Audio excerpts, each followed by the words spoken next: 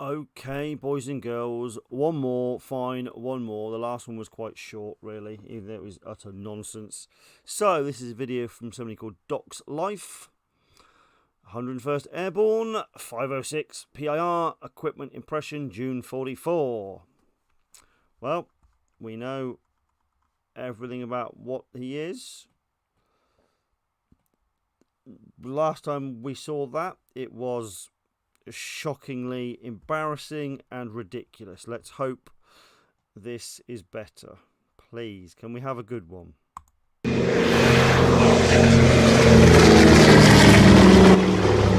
loud enough? Okay, right. Hello and welcome to my review of the kit for a paratrooper of the 101st Airborne Division in the World War II post blurry. D-Day invasion during the Normandy campaign, which would be in June through to August of 1944. The first item is the M1 carbine. Straight off the bat, we've got one with a bayonet stock Why is it so blurry? rifle, which was and the rear sight's wrong, of course. Originally intended for officer, jeep driver, radio operator use, but was adopted very early on by the paratroopers due to its compact design. What the? Oh, does he mean the carbine was adapted for use by paratroopers? Or does he mean the M1A1 version was used by all these other people as well? It wasn't a particularly powerful weapon. Oh, again, this is going to be bollocks, isn't it, this video? Again, this myth that the carbine is some sort of BB gun which can't kill Germans and would bounce off them. One idiot at a show once told me that a German pulled an M1 carbine round from his boot because it didn't go through the leather. I mean, this is the shit that some reenactors tell people. If you got hit by one of those, it would fucking kill you. And if you don't believe me, go buy one and shoot yourself with it. See what happens.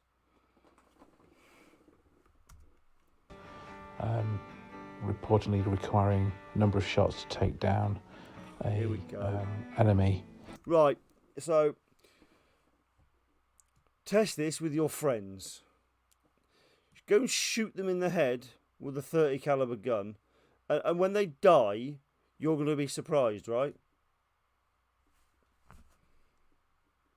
I just don't. Where does this utter nonsense come from? If it was such an ineffective gun, why the hell would the military take it on board and use it and keep on making it?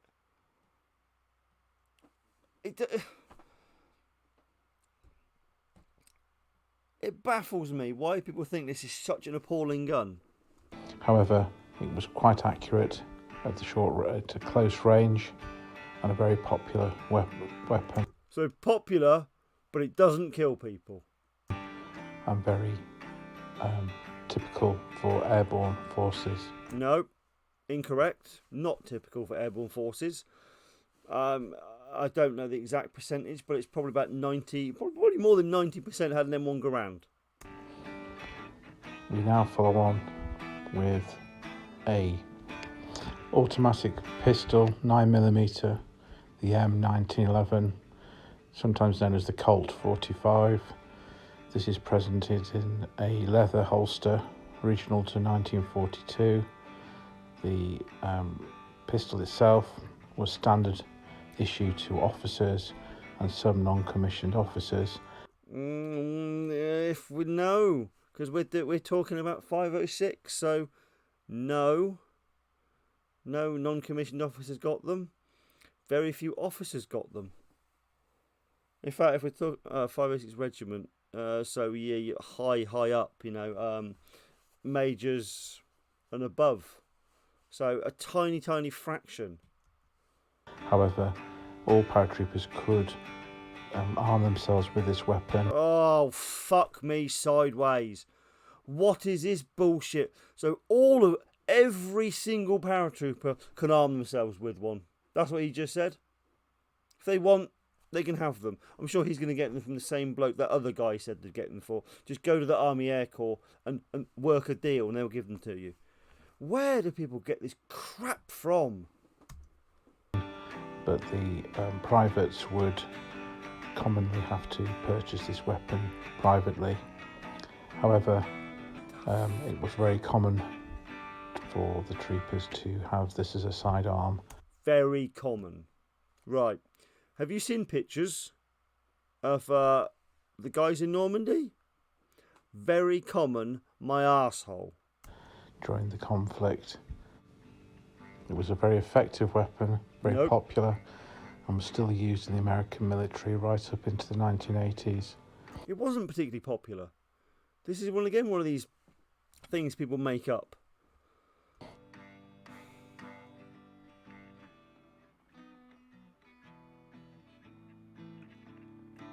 So far, both weapons he's shown talks absolute bollocks about them. We now move on to another iconic weapon, the M3 fighting knife. This was normally strapped to the left or the right boot, depending on the handedness of the trooper. It's a leather-handled knife. This has got the flaming bomb on the bevel. Good.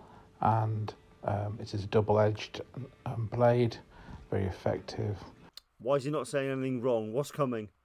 Is there going to be a Band of Brothers quote, or is there going to be something bizarre that they all swap them for trench knives, or there's going to be something, isn't there? There's got to be. For close hand-to-hand combat, a similar version was developed to make into a bayonet. Oh, yes. That can be attached to the carbine or the Garand.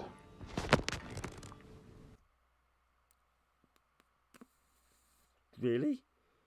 Does the one that looks like that go on a Garand? I don't know. I don't know. I mean, a Garand bayonet is a Garand bayonet. I don't think the carbine one goes on a Garand. I could be wrong. This comes with a leather scabbard. However, later versions had a plastic scabbard, which was deemed to be slightly safer, more lightweight and tougher. Following on from the knife, we move on to... By the way, what the hell is this awful guitar music in the background? How unnecessary. A smoke grenade. Oh, here we go. More bullshit. Post-war. Wartime ones are grey. Technically not a weapon, but used to obscure an advance or target. Or signal. Identify a target. And then we have the iconic Mark II grenade, fragmentation grenade, otherwise known as a pineapple grenade. These were highly effective at short range. Looks weird.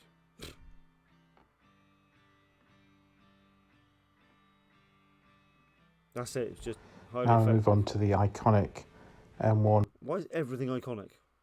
Paratrooper helmet, recognisable with the additional chin strap to keep it on a head when jumping out of a C-47, and the characteristic A straps attached to the liner.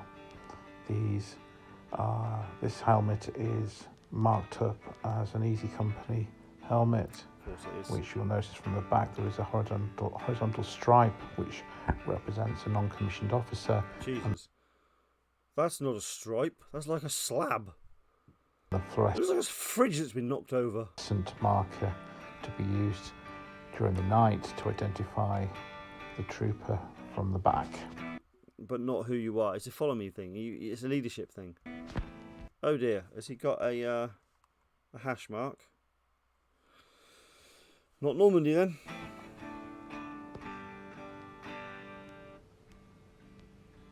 The next item is the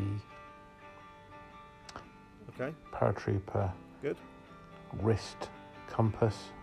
Most paratroopers carried an additional compass as well, which will be shown in future episodes. But again, an iconic feature of a paratrooper. So all enlisted men, NCOs, were given the wrist compass. Officers got the lensatic compass and the little pouch seen on the belts. But yeah, all the all the enlisted guys and NCOs had the wrist one, and worn on a wrist, not on a fucking pocket or anything ludicrous around the butt of a gun or anything stupid. Far be nonsense. It's a wrist compass, so the clue's in the name where it goes. We then move on to the standard issue water bottle with a canteen in its...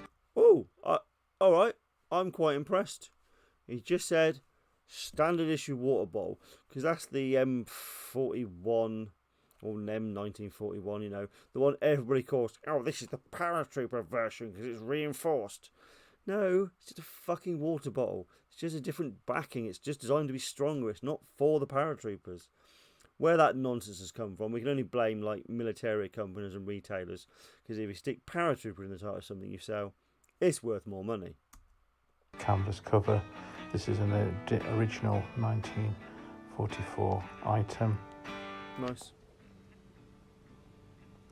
And the very iconic Look at the shine on those bad boys. Corcoran jump boots, which were highly polished and were a prized possession of all paratroopers. Technically, no other troopers were allowed to wear these boots, and they were blouse-oned into the pants.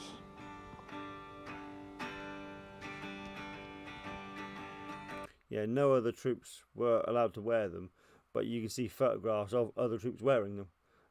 You see, but always odd units like Rangers, special. No, it's not special boat service, like the engineer. Not combined services. Like the beach engineers and the patch with like the Eagles, the Thompson, and the Towers, and whatever that one is. That patch, if you know what I mean. I can't remember what it's called. My brain's gone completely blank, and I can't see one to hand. There's pictures of those wearing, and even MPs sometimes wearing them. Small entrenching shovel. It's a reduced length to aid carrying on a plane. And the iconic clicker. Oh no. Used to identify fellow paratroopers.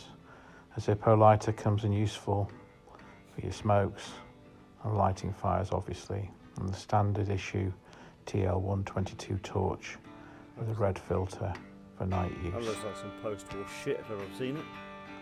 And then we go on to the gas brassard, which was attached to the arm. This would change colour with the presence of poison gas. Thankfully not used during the Normandy campaign. And to go with it is the M7 Assault gas mask bag. Inside there is a gas mask, non-standard for the era, just as a filler of the bag. It's waterproof. Discarded after. Well, it got better than the start, because the start was appalling and just full of errors, but at least it's, it's okay. The jump in many cases.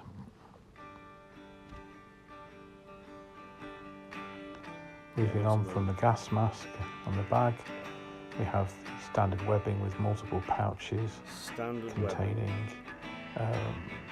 okay, he's got ammunition. Felt pads, he's got there's felt to protect the shoulders. Nasty coloured riggers. In this pouch we have some TNT blocks. Why? We use obviously What is this obsession with carrying TNT? For demolition.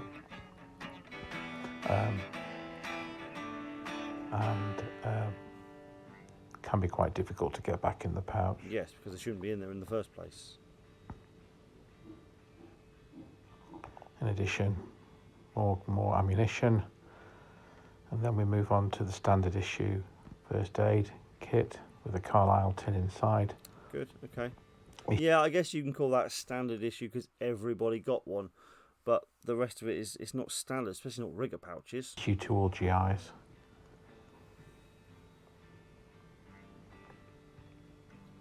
But in addition, all paratroopers got an additional first aid pouch that they normally attached to their webbing. Good. Didn't say helmet. Particularly in the 101st Airborne rather than the helmet which you see with the 82nd. Okay, good. We have the Musette bag here, filled up with personal items, which will also contain supplies for a few rations for at least 3 days. Oh, God. What the fuck? It would contain rations for 3 days. No, it fucking wouldn't. My God. I know we've covered this, but it's still going to piss me off every time we hear this. Rations for 3 days. Again, there's 9 K rations. Do you know what? I even have a Musette bag. So, in this Musette bag, yep, it's quite big. It's solid, it's full. And do you know what it's full of? It's full of K rations. Now, how many K rations do we think we can get in a Musette bag if we only put K rations in? What do we reckon? Do you reckon 9 fit? Yeah, 9 fit. In fact, you can get 11 as long as you pack them in like this, and you can get 1 on the top and it will still close to the right shape. You can get 2 on top, but it doesn't close properly. So if you want to close it, you can get 12. You can get 12 if it closes. So as long as you're taking nothing else in this bag, which goes against all the instructions and all the official paperwork which says you need, you know, a raincoat, which takes up a good portion of this, your wash kit, and all the other bits and bobs. If you take none of that, you can take 4 days worth of food. And he wants 3, so I can take 2 out. So you get that much space for everything now. I'm taking those out because the rest of it is full of your 9 days worth of rations. What do people not think when they say these things? Well, clearly they can't think because it makes no fucking sense. 9 days worth of rations. This is going to live close by and it's going to stay down. It's a spare Musette bag. It's just full of bullshit rations I don't need. So fine, we can use that as a rant prop. Fucking 3 days worth. Underneath there was the white let down rope to try and get paratroopers out of trees if they were caught up, or various other locations. Again, many were discarded, others carried them, continued to carry them as they were useful for many other issues. And again, the iconic leather airborne gloves. Well, they're used by the airborne, but they're not airborne gloves. So this is the representation of the kit post D-Day. Further videos will be released to go through more detail. Other bits of kit, such as the rations. Oh no! Oh no! Other weapons that might be carried or obtained by the paratroopers as part of the campaign. Oh God, dare we? Yeah, we're gonna have to, aren't we? Let's go and see what. Who sent me this? I'm just gonna crucify you. So you get a no. Just that stupid comment about rations on its own, ignoring everything else. Videos.